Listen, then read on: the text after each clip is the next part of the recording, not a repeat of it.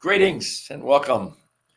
Hope this day finds you safe, healthy, happy, and thriving. Whatever you're doing, wherever you're doing it, you just living your best life. Happy at what you're doing, happy in your life, happy in your existence. Just enjoying it, man. Just thriving. Whatever that means to you, that's what you're doing. This is the New Thought Media Network. I'm Ken Ludwig, and you are watching Vibrant Living. And let's start our day the way we always do with a little quote from Dr. Ernest Holmes. You will notice, if you follow a few simple rules and methods carefully, that when thoughts of confusion persist in coming to the surface, statements of peace will neutralize them. When thoughts of fear assail, statements of faith will counteract their action. When thoughts of unhappiness well up from within, thoughts of happiness and joy will transmute them through the alchemy of spirit. Guess that's a little bit of change your thinking, change your life, right? If you can just kind of counteract whatever thoughts you have with more positive thoughts. My old definition of awareness, right? Awareness is the negative thought is here and the positive thought is here, and awareness is the decreasing of the time it takes to go from one to the other, and that's what I consider to be awareness. So. Hope you're having a great day, man. Hope you're enjoying yourself. As I said earlier there, it's in the thriving piece. It was kind of a question today on my mind around what I thought would be the theme of the show here. It's so easy to let life pass you by, but something literally 10 minutes before I start the show, I came across this before I started the show today. And I want to read this to you because I just think this is awesome. And I don't know it well enough not to read it. So I'm going to read it to you. It's a story. One day, a man named Truth and a man named Lie stood by a river. They were just outside of town. They were both twins. Lie challenged Truth to a race, claiming he could swim across the river faster than Truth. Lie laid out the rules to the challenge, stating that they both must remove all their clothes, and at the count of 3, cold water, swim across the river, and swim back. Wow, I lost my place because my screen went dead there for a minute. My internet went crazy. Let's start. Lie laid out the rules to the challenge, stating that they both must remove all their clothes and at the count of 3, dive into the freezing cold water, swim to the other side and back. Lie counted to 3, but when Truth jumped in, Lie did not. As Truth swam across the lake, Lie put on Truth's clothes and walked back into town dressed as Truth. He proudly paraded around town, pretending to be Truth. Truth made it back to shore, but his clothes were gone, and he was left naked with only Lie's clothes to wear. Refusing to dress himself as a Lie, Truth walked back to town naked. People stared and glared as naked Truth walked through town. He tried to explain what happened and that he was in fact Truth, but because he was naked and uncomfortable to look at, he was naked and uncomfortable to look at. The people shunned him, refusing to believe he was really Truth. The people in town chose to believe Lie because he was dressed appropriately and easier to look at. From that day until this, people have come to believe a well-dressed Lie rather than believe a naked Truth. Wow. And talk about, and so it is. That's really the world we live in, isn't it? People are spending so much time in the political realm, maybe the political realm more than any other realm, spending a lot of time creating well-dressed lies and repeating the well-dressed lies over and over and over again until the naked Truth almost doesn't exist anymore. Good thought. It's also true of ourselves when we talk about the idea that I had for the show that it's easy to walk through life and just let life pass by. And part of that is because we create for ourselves well-dressed lies. I know I do it for myself. It's a lazy day. I don't have any reason to do anything today. Oh, wow, there's a great story in the news. Oh, look at all the great reels there are today. And I find myself with this stupid Google machine here, just scrolling. And the next thing you know, 2 hours, 3 hours, 5 hours have passed by and you haven't done a damn thing. And the well-dressed lie is that's okay. But the naked truth is you're not getting those days back. You waste the time, and the time wasted is just that, wasted, and it never comes back. You don't get them back at the end of the week. You don't get them back at the end of your life. They're gone forever. There was I was reading my dailies today, And from the Daily Stoic, this is from Seneca. Show me that the good life doesn't consist in its length, but in its use, and that it is possible, no, entirely too common, for a person who has had a long life to have lived too little. That really kind of shook me up. That's from Seneca, from his moral letters, from from 49 BC, something around there. Interesting. It's entirely possible to have a very long life and not have lived. It's possible to be having a very good life right now, to be enjoying your life, but to not have lived. And what does it mean to live? Is it connection? That's what I put down in the description of the show. Is it about connection? Is it about being connected? Is it about recognizing that perhaps the solution to all of our problems is in connection? Connection to one another, connection to family, connection to our community, connection to our spiritual community, connection to ourselves, and connection to ourselves is really an interesting piece of the puzzle, because I think too many of us get to the point where we're searching for ourselves, searching for the real me. And the truth of the matter is the real me is always here. If I choose not to leave it, if I choose to just entertain it and to be with it, that's the real me. And too often the real me is like the naked truth from the story. The real me is uncomfortable. The real me is maybe not something I want to do. Maybe the real me is the guy who wants to make all the great videos of like do a great show, do a fantastic podcast, to make videos of great thoughts, and the naked truth is he doesn't do it. I almost try to have a drink with the lid on. That doesn't work ever. And again, time of year though, folks, a little dry throat, a little scratchy throat. It's the pollen in the air. I had another couple of thoughts here I wanted to read to you today, and maybe I don't even need to read them, but I wanted to read where they were from. This is from the great book that I just finished, Living Untethered, and it's about taking a moment to think about what my purpose is each and every day. And if I don't have a grand purpose, if I don't have a big scare the crap out of you purpose every single day, I do have one purpose always, and it is to spiritually evolve. And how do we spiritually evolve? Well, a piece of that is to release all of our blockages. And Michael Singer talks about that in Living Untethered, and he says a great way to start that is in the morning. First thing in the morning with your affirmations. I do, I don't know, probably 45 seconds, a minute of affirmations, or maybe 2 minutes. There's quite a few of them. I'm not really sure how long it takes me, but what I've added to it is today, my purpose is to release my blockages and to grow and evolve spiritually. And at the end of the day, when I climb into bed, before I go to sleep at night, to say, today,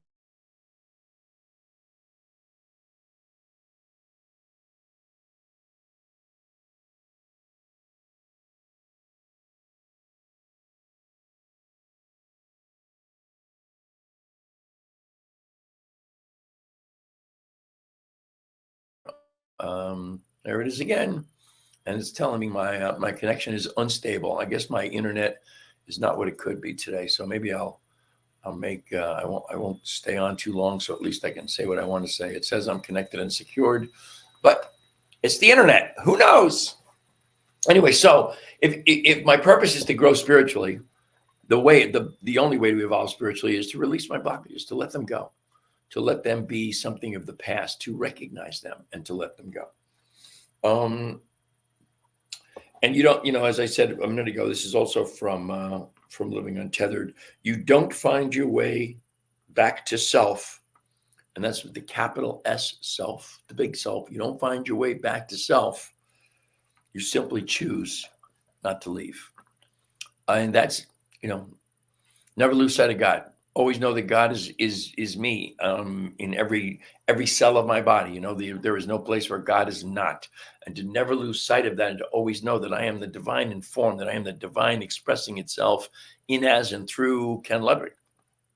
And if I know that, and if I decide never to leave that, I don't ever go to all the negatives, man, to all the ego places, to judgment, to anger, to the need to be right, to blaming, all of those things that the ego requires for itself. To never go there is to never leave the self, and to always be in charge of the knowledge that there's only one of us here.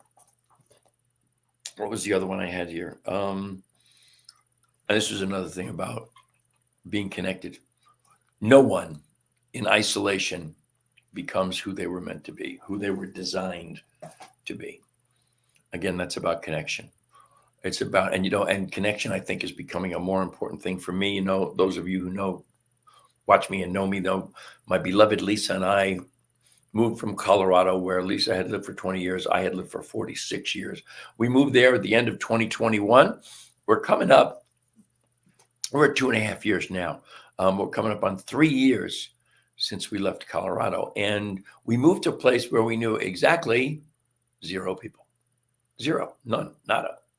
And in order to feel some sense of being a part of what's your environment, it's important to be connected to each other. First and foremost, we are each other's family, to be connected to each other, but then be connected to our neighbors, which is not always the easiest thing in the world to do. It's easy to be connected to your neighbors. Well, you introduce yourself and you get along, but it is, if you know who I am, you know who my beloved Lisa is. And if you know the part of the world we moved to, North Carolina, which would be kind of the belt buckle of the Bible Belt, people here are not necessarily of like mind with us. There's just a different mindset. And to be connected to them is not always the easiest thing in the world. And it requires an effort. But in that effort, you get to be in the place of realizing the great thing that I keep repeating from Jiddu Krishnamurti, which is, I don't mind what happens. To be able to live and breathe and interact with the people with whom you come in contact in your neighborhood, in your community, in your town, regardless your differences. To embrace your like-mindedness, to be friends with one another, to not talk about the things that separate us. That's an interesting piece of the puzzle. I'm a person who maintains that I was brought up at a time when the rule was you don't talk about religion and you don't talk about politics in gatherings, in social settings. And I think that has led to us having a total and complete inability to talk about politics and religion without having there be otherness and violence in conversation, or actual physical violence, or just being in argument all the time, or disagreement all the time. And what I'm learning little by little is that I can have those conversations if my conversation is not about making the other person wrong. Again, ego mind. I am not about trying to be better than anyone. I'm not trying to be more spiritual than anyone. I'm trying to relate to people who are deeply embedded or committed to their religion and their religious beliefs. And here I am, a metaphysician. My beliefs are more religious philosophy than they are dogma and rules and regulations, and trying to get along, trying to make each other comfortable, and having the conversations and letting someone know, I'm not a Christian, but I believe in Jesus, and I believe in Jesus as an historical figure, and I believe in Jesus as perhaps the master teacher and maybe the most enlightened being of all times, but also knowing there have been plenty others that just don't have the story or the recognition of a Jesus. So that's connection to community, and that to the neighborhood, and then there's spiritual community, and that's not an easy thing to come by in this part of the world. Especially, you literally cannot spit without hitting the church in this part of the world. I mean, I was in a place the other day. I can't remember where exactly I was. I think it was in Winston-Salem. Literally, I went down a street where at one intersection, there was a church on each of 3 of the 4 corners of the intersection. I was like, wow, this is interesting. And they were all 3 different denominations of Christianity. Really interesting. But try and find a Science of Mind church here, a Centers for Spiritual Living church here. Not so easy. The nearest one is in Asheville, 90-minute drive away. We literally have to plan, like, go in on Saturday night and stay in a hotel so we can go to church on Sunday morning. We've done it exactly once. But it's a community I want to connect with, and it's important to be connected to them, because when we walked into the building, both of us felt like, wow, there was a familiarity just in walking into the building that we've not experienced in any of the other really lovely places we visited. A couple of Unity communities, a Unitarian Universalist community that we go to on an infrequent basis. But the Centers for Spiritual Living was really, it felt like home in Asheville. That was very interesting. So I can see you guys are out there. Anybody got a question, a thought, an addition to what I'm saying here today? I know there's somebody watching from my Facebook page, and there's somebody watching from the New Thought Media Network Facebook page, but I don't know who you are unless you put a like or a heart in there. Hearts are nicer than likes.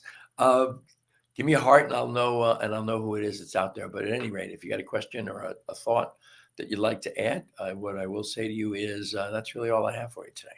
Just a shorty, which is maybe a good thing with my internet not being so totally secure.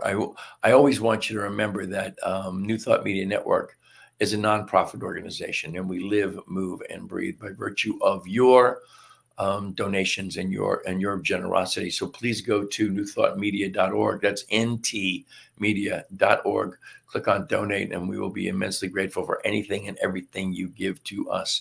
You can find me on my my branded Facebook page with my beloved Lisa, Vibrant Aging, which of course goes hand in hand with this show, Vibrant Living. You can email me at teamrockitnow@gmail.com. Always remember that the show is brought to you by HempWorks, the world's largest direct-to-consumer distributor of CBD-infused and hemp products. Everything from clothing to my favorite coffee with 5 milligrams of CBD in every cup, along with some chaga mushrooms. And without question or doubt, the absolute cleanest, purest, and most highly potent CBD tinctures you're going to find anywhere, in both broad and full spectrum, meaning you can get them with THC free or with the 0.3% THC that is the legal limit across the entire country. You can get them in a half a dozen or 7 or 8 different flavors, and in the different concentrations of 500, 750, and 1500 milligrams.